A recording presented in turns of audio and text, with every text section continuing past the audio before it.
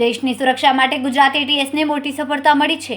આતંકી હુમલાની તૈયારી કરી રહેલા 3 આરોપીઓને એટીએસે ઝડપી લીધા છે, જેમાં હૈદરાબાદનો એક ડોક્ટર પણ સામેલ છે। આરોપીઓના આંતરરાષ્ટ્રીય કનેક્શન ઇસ્લામિક સ્ટેટ, ખોરાસાન પ્રોવિન્સ અને પાકિસ્તાન સુધી પહોંચતા જોવા મળ્યા। ગુજરાત એટીએસના ડીવાયએસપી SL ચૌધરીને ગુપ્ત માહિતી મળી હતી કે અહેમદ મોહિઉદ્દીન સૈયદ નામનો વ્યક્તિ હૈદરાબાદથી આવીને આતંકી હુમલો કરવાની સાજિશમાં સામેલ છે અને હાલમાં અમદાવાદમાં છે। આ માહિતીના આધારે એસપી કે સિદ્ધાર્થના માર્ગદર્શન હેઠળ ટીમ રચાઈ અને અદાલજ ટોલ પ્લાઝા પાસે સિલ્વર ફોર્ડ ફિગો કાર રોકીને ચકાસણી કરવામાં આવી। કારમાંથી 2 ગ્લોક પિસ્તોલ, 1 બેરેટા પિસ્તોલ, 30 જીવંત કારતૂસ અને આશરે 4 લીટર કાસ્ટર તેલ ભરેલ કન્ટેનર મળી આવ્યું। પૂછપરછ દરમિયાન અહેમદે ખુલાસો કર્યો કે અફઘાનિસ્તાનના રહેવાસી અને ISKP સંગઠન સાથે જોડાયેલા અબુ ખાદીજાના સંપર્કમાં હતો। અહમદે ચીનમાંથી MBBSની ડિગ્રી મેળવી હતી અને રાઇઝિયન નામનું જીવલેણ ઝેર તૈયાર કરવાની પ્રક્રિયા શરૂ કરી છે। પછી એટીએસની ટીમે ઉત્તર પ્રદેશમાંથી 2 અન્ય આરોપીઓને આઝાદ સુલેમાન શેખ અને મોહમ્મદ સલીમને ઝડપી પાડ્યા। આ બંને આરોપીઓએ અમદાવાદને હથિયાર આપ્યા હતા અને દેશ વિરોધી પ્રવૃત્તિમાં સહયોગ આપ્યો હતો। તપાસ દરમિયાન ખુલ્યું કે તેમણે લખનૌ, દિલ્હી અને અમદાવાદના સંવેદનશીલ વિસ્તારની રેકી પણ કરી। પાકિસ્તાન બોર્ડર પરથી ડ્રોન મારફતે હથિયાર મોકલતા હોવાનું પણ પ્રાથમિક તપાસમાં બહાર આવ્યું। આ સમગ્ર મામલે ગુજરાત એટીએસ પોલીસ સ્ટેશનમાં UAP એક્ટ, ભારતીય ન્યાય સંહિતા અને આર્મ્સ એક્ટ હેઠળ ગુનો દાખલ કરીને વધુ તપાસ હાથ ધરવામાં આવી છે। અહેમદ મોહિઉદ્દીન સૈયદને કોર્ટમાં રજૂ કરવામાં આવ્યો છે અને 17 નવેમ્બર સુધી રિમાન્ડ મેળવ્યો છે। જથ્થો પકડ્યો તો બંને વચ્ચે કોઈ કનેક્શન ખરું અથવા તો કયું આતંકી સંગઠન આની સાથે જોડાયેલું? જો એ આ લાસ્ટ ટાઈમ જે આપણે પકડાયા હતા એમાં જે ઇશારો થયો હતો કે ભાઈ એ લોકોએ ISKPમાં એ લોકો જોડાયેલા હતા, જે આપણે આરોપીઓ જ્યારે ચિલોડા પાસે પકડાયેલા હતા। અને આ કેસમાં હાલ સુધી જે 3 આરોપીઓ અમને પકડાવ્યા છે એ લોકોની જે ફિલોસોફી છે, એ લોકોનો જે વલણ છે એ ISKP તરફ ઝુકાવ છે, આ હું કહી શકું।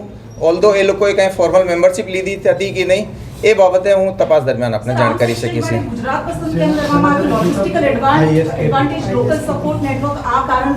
નહીં, એની અંદર જે 3 આરોપીઓ છે એ આતંકવાદને આપણે કોઈ રાજ્ય, કોઈ જિલ્લા કે કોઈ પૂરા દેશ યા કોઈ ઇન્ટરનેશનલી એ નહીં કહી શકીએ।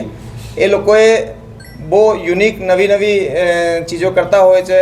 એ કેસમાં પણ અમને એને મળવાનો સ્થળ, એને લાસ્ટ યુઝનો સ્થળ, એ લોકોની રેકીના સ્થળ એ જુદા જુદા મળવામાં આવેલ છે અને એમાં કોઈ લોકલ હાલ સુધી અમને કોઈની પણ સંડોવણી હાલ સુધી મળી નથી।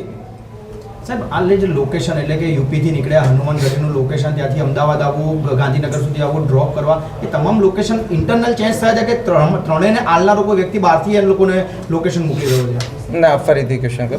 3 ઉત્તર પ્રદેશથી 2 લોકો નીકળ્યા, રાજસ્થાન ગયા, હનુમાનગઢી જ્યાં ડ્રોપ હતો ત્યાંથી હથિયાર લીધા, અમદાવાદ, ગાંધીનગર આવે, ત્યાં હથિયાર ડ્રોપ કર્યા, એક વ્યક્તિ હૈદરાબાદથી આવે છે। ત્રણેય એકબીજા સાથે ઇન્ટરનલ કનેક્ટેડ હતા કે કોઈ વ્યક્તિ બહારથી અમને લોકેશન અને જગ્યા મોકલી રહ્યો છે? એ લોકોનો કનેક્શન, જો એ લોકોએ કોમન નોર્મલ CDR ઉપર ફોન ઉપર વાત નથી કરતા, તો ટેકનિકલી જુદી જુદી ઇન્ક્રિપ્ટેડ એપ્લિકેશન્સ યુઝ કરતા હોય છે।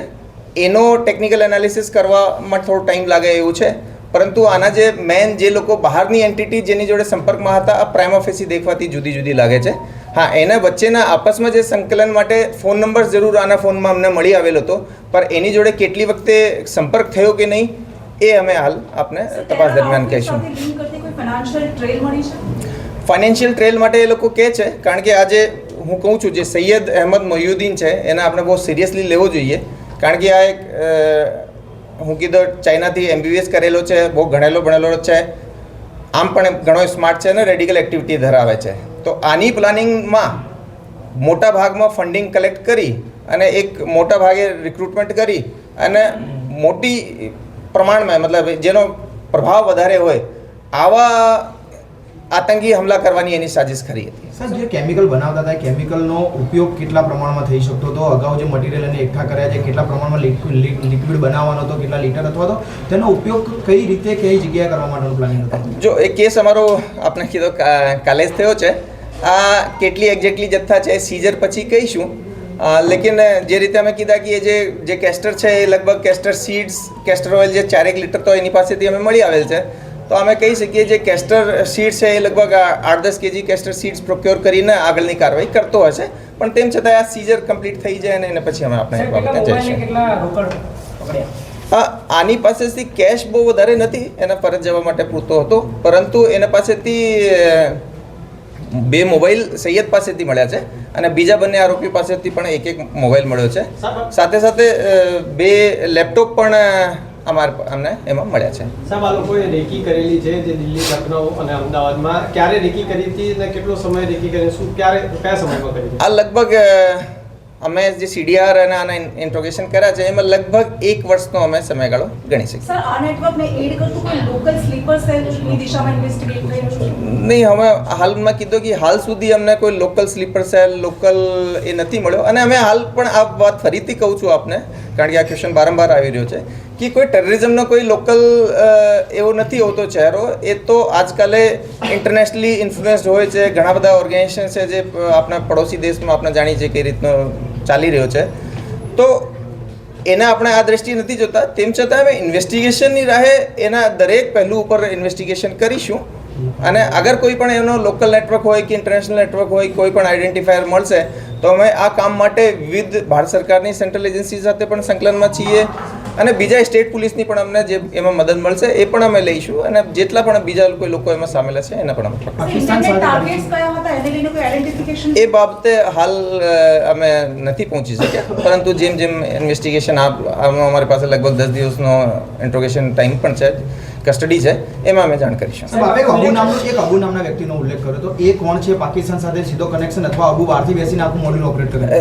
એ અબુ ખદીજા જે નામ છે એ સૈયદ જોડે કોન્ટેક્ટમાં છે, અને જે અમે એના ટેકનિકલ જે આઈડેન્ટિફાયર્સ મળ્યા છે એને રિઝોલ્વ કરવાની કોશિશ કરીએ છીએ, પરંતુ એના કહેવા પ્રમાણે આ ISKP-થી જોડાયેલો છે. હું આપણે પહેલાં પણ કીધું, અને મોસ્ટ પ્રોબેબલી આ માણસ હાલ અફઘાનિસ્તાનમાં થઈ શકે યા અફઘાનિસ્તાન પાકિસ્તાન બોર્ડર ઉપર થઈ શકે, આવો એનો પ્રારંભિક રીતે કહેવાનો છે. જો એ બાબતે અમે નહીં કહી શકીએ, કારણ કે એ લોકોનો મુવમેન્ટ કમ્પ્લીટ ઇન્ડિયામાં છે, અને એ લોકોને જે જગ્યાથી ગુજરાત અમદાવાદ તો અમદાવાદ સ્ટે કરતો હતો, એક માણસ બનાસકાંઠાથી પકડાયો છે, એક માણસ અમે ગાંધીનગરથી પકડ્યા છે, પરંતુ આ એક ચીજ ઉપર અમે ફરીથી ફક્ર કરી શકીએ કે એ લોકોએ 6 તારીખે પહેલી પાર્ટી આવી હતી, બીજી પાર્ટી 7 તારીખ સવારે પહોંચી છે, 7 તારીખ રાત્રે અમે પહેલા ગ્રુપને પકડી લીધો, 8 તારીખ અર્લી મોર્નિંગ અવર્સમાં અમે બીજા ગ્રુપને પણ પકડી લીધો. શરૂઆતમાં અમે ઉલ્લેખ કર્યો કે વિદેશના લોકો સાથે સંકળાયેલો હતો ડૉક્ટર, તો એ વિસ્તૃતમાં કયો દેશ હતો, કોણ વધારે વિગત ફંડ કેવી રીતે કલેક્શન કરતો, એમો શું હતી ફંડ ઉઘરાવવાની? ફરીથી ક્વેશ્ચન કહો પ્લીઝ. ડૉક્ટર જે છે એ ડૉક્ટર વિદેશ અન્ય દેશો સાથે સંકળાયેલો હતો, કયા દેશ સાથે એને ત્યાંથી ફંડ ઉઘરાવતો હતો, અહીંયાથી ફંડ ઉઘરાવ્યો, એ થોડો વિસ્તાર નહીં. એ આના જ્યારે અમે ઇન્ટ્રોગેશન કર્યા છે તો ઇન્ટ્રોગેશનમાં આની આ એક્સપેક્ટેશન છે, આનો એક ફ્યુચર પ્લાન છે કે સાહેબ હું બહુ મોટી માત્રામાં પૈસા કલેક્ટ કરીને અને મોટી આતંકવાદી ઘટનાઓ કરું, આવો મારો વિચારવાનો હતો. એ બાબતે એને એના બેંક એકાઉન્ટ્સની એના પાસે બીજો એ લોકો જે રહે છે, માની લો એ હૈદરાબાદમાં એક કિરાયાના ઘર ઉપર રહે છે, તો એ બધી તપાસ અમે કરીશું કે ભાઈ આની ફંડ્સ એના પાસે ખરેખર કેટલો આવ્યો છે, એ ફંડ કલેક્ટ કરવા માટે શું શું પ્રયાસો કર્યા હતા. હાલ પૂરતો અમે જે અમને બેસિક જે સામે દેખી આવેલી વસ્તુ છે એના ઉપર અમે કામ કરીએ છીએ.